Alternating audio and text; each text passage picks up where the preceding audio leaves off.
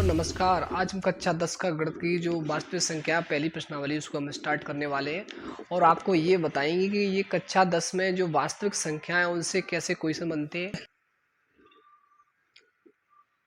0 1 2 3 4 इधर आपकी ऋणात्मक संख्या आएंगे।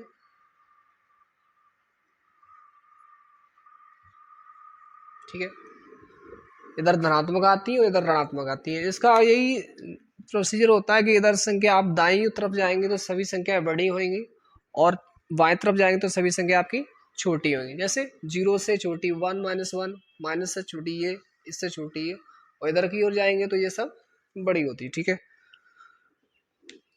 सबसे पहले इनमें आती है आपकी प्राकृत संख्या।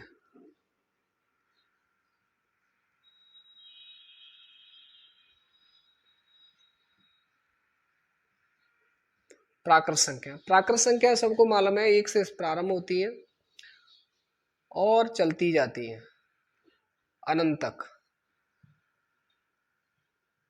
ठीक है, इसके बाद आपकी पूर्ण संख्या है।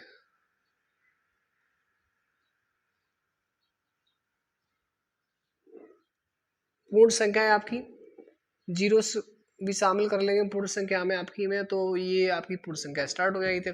तो ये पूर्ण संख्या आप कहाँ से 0 से 1 2 3 ऐसे ही ऐसे और एक कहाँ तक जाएंगी, अनंत तक। ठीक है, और तुम्हारी अभाज्य संख्या है।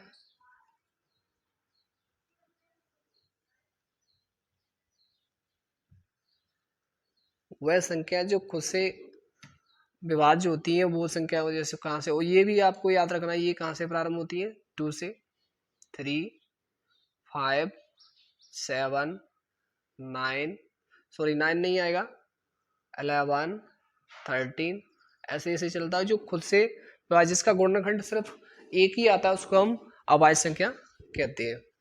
इसके बाद आपकी जो इम्पोर्टेंट है आपकी जो चैप्टर में है वो आती है परमेय संख्या। परमेय संख्या, ठीक है, ध्यान से समझेंगे। परमेय संख्या आपको जरूरत पड़ेगी चैप्टर में। ठीक है, परमेय संख्या हमेशा पी/क्यू क्यू की फॉर्म में होती है, पी/क्यू की, और इसकी कंडीशन होती है क्यू का मान कभी भी 0 के बराबर नहीं होता है। मतलब नीचे वाली संख्या जो हर आती है वो कभी भी 0 नहीं आना चाहिए। जैसे ये आपकी कोई उदाहरण लेते हैं तो ये आपका 0 कभी नहीं आना चाहिए। ठीक है, ये आपकी क्या है, परमेय संख्या है। ठीक है, कभी कभी क्वेश्चन आ जाता है कि परमेय संख्या क्या 4 परमेय संख्या है सिंगल, तो बोलेंगे हाँ, क्योंकि सभी जितने भी अंक होते हैं उसके नीचे हमेशा एक तो रहता है, तो ये भी क्या है आपकी परमेय संख्या है। ठीक है, इसके बाद नेक्स्ट है आपका अपरमेय संख्या। ये भी चैप्टर का हिस्सा है, परमेय संख्या, अपरमेय संख्या। तो अपरमेय संख्या कौन सी होती है, जो कड़ी के रूप में रहती है, जैसे √3,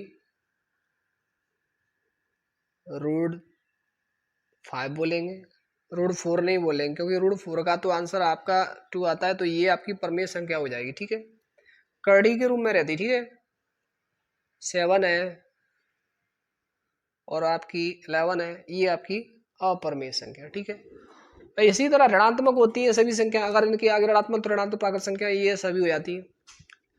और इन सभी संख्याओं को इंक्लूड कर दें आप, शामिल कर दें सभी को, सभी संख्याओं को इकट्ठा करके आप एक बनाएं तो ये संख्या बनती है आपकी वास्तविक संख्या, जिन्हें हम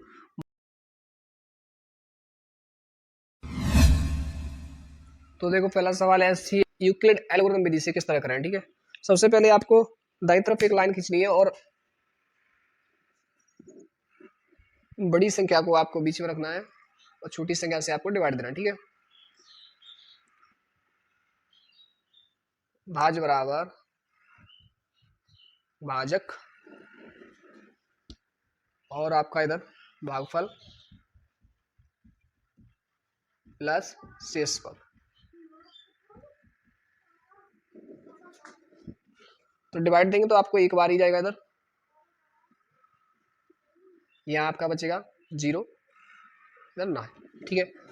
तो आपका जो भाज्य है वो 225 है,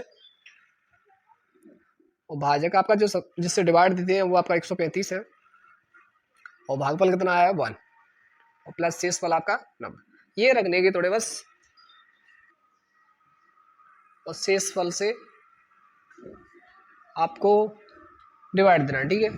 तो एक बार ही जाएगा ये भी, घटाएंगे आपके के तो बचेगा आपका 5 4। तो वो दूसरी स्टेप आपकी ये आने वाली, ठीक है। आपकी जो भाज्य है वो आपका 135 है, और आपका जो भाजक है वो आपका 90 है, और भागफल आपका 1 है, और शेषफल अब की बार आपका आया है 45।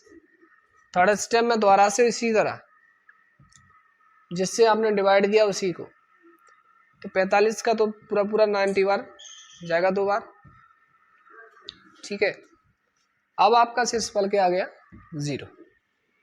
तो यहाँ भी आपको यही तीसरी स्टेप में रखनी पड़ेगी क्या, भाज्य, भाज्य आपका क्या है 90, और आपका भाजक क्या है आपका 45, और भागफल आपकी बार आपका 2, और शेषफल 0।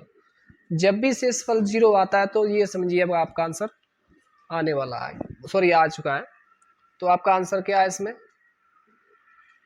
45, ये आपका HCF।